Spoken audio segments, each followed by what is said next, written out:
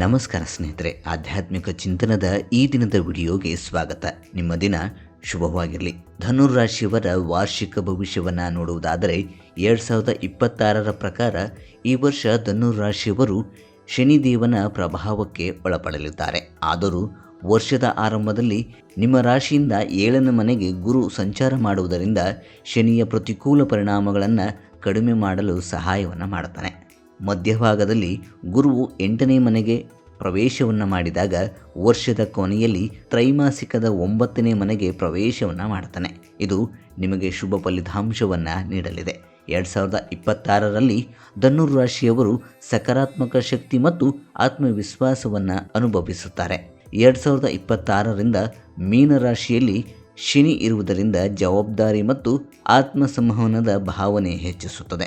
ವೃತ್ತಿ, ವ್ಯಾಪಾರ, ಪ್ರೇಮ ಸಂಬಂಧ, ಆರೋಗ್ಯ, ಹಣಕಾಸು ಮತ್ತು ಶಿಕ್ಷಣದಂತಹ ಕ್ಷೇತ್ರಗಳಲ್ಲಿ ಈ ವರ್ಷ ನೀವು ಸಮತೋಲನವನ್ನು ಕಾಣುತ್ತೀರಿ. ಸುಧಾರಣೆ ಮತ್ತು ಪ್ರಗತಿಯನ್ನು ಕಾಣುತ್ತೀರಿ.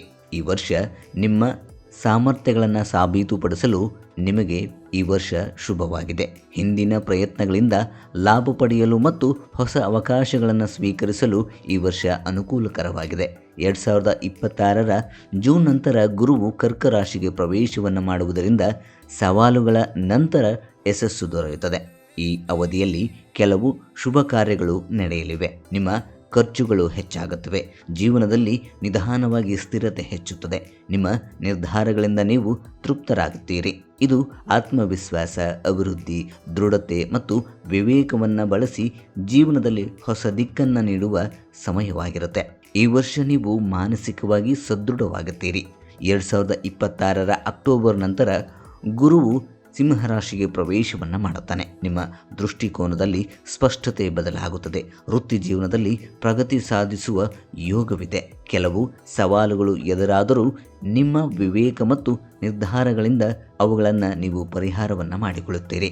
ಇನ್ನು ವೃತ್ತಿಯನ್ನು ನೋಡುವುದಾದರೆ ವೃತ್ತಿಯಲ್ಲಿ ಇದು ನಿರಂತರ ಪ್ರಗತಿ ಮತ್ತು ಹೊಸ ಅವಕಾಶಗಳನ್ನು ತರುವ ವರ್ಷವಾಗಿದೆ.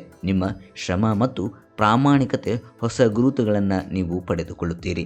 2026ರ ಪ್ರಾರಂಭದಿಂದ ಮೀನರಾಶಿಯಲ್ಲಿರುವ ಶನಿಯು ನಿಮಗೆ ಕೆಲವೊಂದಿಷ್ಟು ಜವಾಬ್ದಾರಿಗಳನ್ನು ಹೆಚ್ಚಿಸುತ್ತಾನೆ.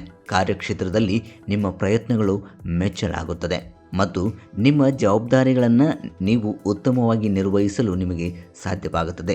ನೀವು ಉದ್ಯೋಗದಲ್ಲಿ ಇದ್ದರೆ ನಿಮ್ಮ ಕೆಲಸದ ಗುಣಮಟ್ಟ ಮತ್ತು ಪ್ರಾಯೋಗಿಕ ಚಿಂತನೆಯು ಹಿರಿಯರ ವಿಶ್ವಾಸವನ್ನು ಗೆಲ್ಲುತ್ತದೆ. ಜೂನ್ ನಂತರ ಗುರು ಗ್ರಹದ ಪ್ರಭಾವದಿಂದ ವೃತ್ತಿಯಲ್ಲಿ ಕೆಲವೊಂದಿಷ್ಟು ಗೊಂದಲಗಳು ಪರಿಹಾರ ಕಂಡುಕೊಳ್ಳಲಿದೆ. ಅಂದರೆ ಪ್ರಗತಿಯನ್ನು ಕಾಣುತ್ತೀರಿ. ನಿಧಾನವಾಗಿ ನಿಮ್ಮ ವೃತ್ತಿ ಜೀವನದಲ್ಲಿ ಸುಧಾರಣೆ ಆಗಲಿದೆ ಮತ್ತು ನೀವು ದೀರ್ಘಕಾಲದಿಂದ ಕಾಯುತ್ತಿದ್ದ ಅವಕಾಶಗಳು ನಿಮಗೆ ಸಿಗುತ್ತವೆ. ಇನ್ನು ವ್ಯಾಪಾರವನ್ನು ಮಾಡುವವರಿಗೆ ಈ ವರ್ಷ ಸ್ಥಿರತೆ ಮತ್ತು ವಿಸ್ತರಣೆಯನ್ನು ಸೂಚಿಸುತ್ತದೆ. ಹೊಸ ಸಂಪರ್ಕಗಳು, ಹೊಸ ಆಲೋಚನೆಗಳು ಮತ್ತು ಹೊಸ ಯೋಜನೆಗಳು ನಿಮಗೆ ವ್ಯಾಪಾರದಲ್ಲಿ ಲಾಭವನ್ನು ತರುತ್ತವೆ.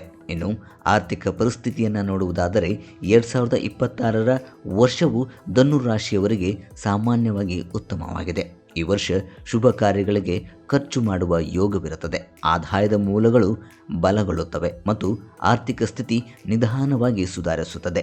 ಇನ್ನು ವರ್ಷ ಪೂರ್ತಿ ಮೀನರಾಶಿಯಲ್ಲಿರುವ ಶನಿಗ್ರಹದ ಕಾರಣದಿಂದ ಖರ್ಚು ಮತ್ತು ಉಳಿತಾಯಗಳು, ಇದರ ಬಗ್ಗೆ ಎಚ್ಚರ ವಹಿಸುವುದು ಉತ್ತಮವಾಗಿರುತ್ತೆ. ಹಣಕಾಸಿನ ಸಂಬಂಧಿತ ನಿರ್ಧಾರಗಳನ್ನು ಬಹಳ ಸೂಕ್ಷ್ಮವಾಗಿ ಎಚ್ಚರಿಕೆಯಿಂದ ನಿರ್ಧಾರಗಳನ್ನು ತೆಗೆದುಕೊಳ್ಳಬೇಕಾಗುತ್ತದೆ. ಇನ್ನು ಕುಟುಂಬಕ್ಕೆ ಸಂಬಂಧಿಸಿದ ಜವಾಬ್ದಾರಿಗಳು ಹೆಚ್ಚಾಗಬಹುದು, ಆದರೆ ನಿಮ್ಮ ಆರ್ಥಿಕ ಯೋಜನೆಗಳು ನಿಮ್ಮ ಸಮತೋಲನದಲ್ಲಿ ಇರಿಸುತ್ತವೆ. ಇನ್ನು ಶಿಕ್ಷಣಕ್ಕೆ ಸಂಬಂಧಿಸಿದಂತೆ ನೋಡುವುದಾದರೆ ಶಿಕ್ಷಣ ಕ್ಷೇತ್ರದಲ್ಲಿ ಧನುರಾಶಿಯ ವಿದ್ಯಾರ್ಥಿಗಳಿಗೆ ಸಾಧನೆಯನ್ನು ಸೂಚಿಸುತ್ತದೆ. ನಿಮ್ಮ ಶ್ರಮಕ್ಕೆ ಖಂಡಿತವಾಗಿ ಈ ವರ್ಷ ಫಲ ಸಿಗಲಿದೆ. ನೀವು ಯಾವುದೇ ಹೊಸ ಕೋರ್ಸ್ ಅಥವಾ ಕೌಶಲ್ಯವನ್ನು ಕಲಿಯಲು ಬಯಸಿದರೆ ಈ ವರ್ಷ ನಿಮಗೆ ಅನುಕೂಲಕರವಾಗಿರುತ್ತೆ. ಇನ್ನು ಆರೋಗ್ಯಕ್ಕೆ ಸಂಬಂಧಿಸಿದ ವಿಷಯವನ್ನು ನೋಡುವುದಾದರೆ ಈ ವರ್ಷ ಧನುರಾಶಿಯವರಿಗೆ ಮಿಶ್ರ ಫಲಿತಾಂಶವನ್ನು ನೀಡಲಿದೆ. ವರ್ಷದ ಆರಂಭದಲ್ಲಿ ಕೆಲವು ಆರೋಗ್ಯ ಸಮಸ್ಯೆಗಳು ನಿಮಗೆ ಎದುರಾಗಬಹುದು, ಆದರೆ ನಿಯಮಿತ ದಿನಚರಿಯನ್ನು ಅಳವಡಿಸಿಕೊಳ್ಳುವುದರಿಂದ ಈ ವರ್ಷ ನಿಮಗೆ ಉತ್ತಮವಾಗಿರುತ್ತೆ. ಒಟ್ಟಾರೆಯಾಗಿ ಈ ವರ್ಷ ಧನುರಾಶಿಯವರಿಗೆ ಮಿಶ್ರ ಫಲಿತಾಂಶವನ್ನು ತಂದುಕೊಡುತ್ತದೆ.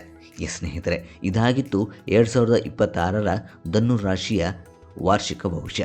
ಮುಂದಿನ ಸಂಚಿಕೆಯಲ್ಲಿ ಮಕರ ರಾಶಿಯವರ 2026ರ ರಾಶಿ ಭವಿಷ್ಯವನ್ನು ತಿಳಿದುಕೊಳ್ಳೋಣ. ಧನ್ಯವಾದಗಳು.